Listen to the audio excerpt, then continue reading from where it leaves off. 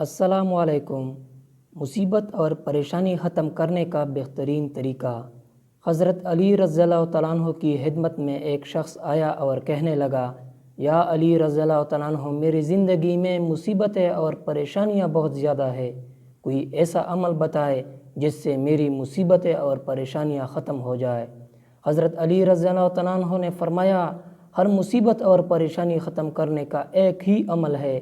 میں نے اللہ کے رسول صلی اللہ علیہ وآلہ وسلم سے سنا ہے، جو انسان اپنے بوڑھے ماں باپ کے ساتھ بیٹھ کر ان کی خدمت کیا کرتا ہے، ان سے دعائیں مانگتے ہیں، اللہ تعالیٰ اپنے فرشتوں کو حکم دیتے ہیں، جاؤ اور اس کی زندگی سے ہر وہ مصیبت ختم کرے جو اس کی زندگی میں آنے والی ہے، اور فرشتے انسان کی تقدیر اور نصیب میں سے مصیبتوں کو مٹا دیتے ہیں۔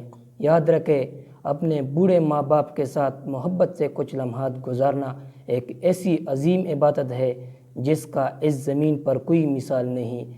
اس سے دو فائدے ہم نے حاصل کیے، مصیبتوں کو ہٹانا اور دوسری عبادت۔ اگر آپ کو میری ویڈیو اچھی لگی تو ویڈیو کو سبسکرائب ضرور کریں۔ اللہ حافظ۔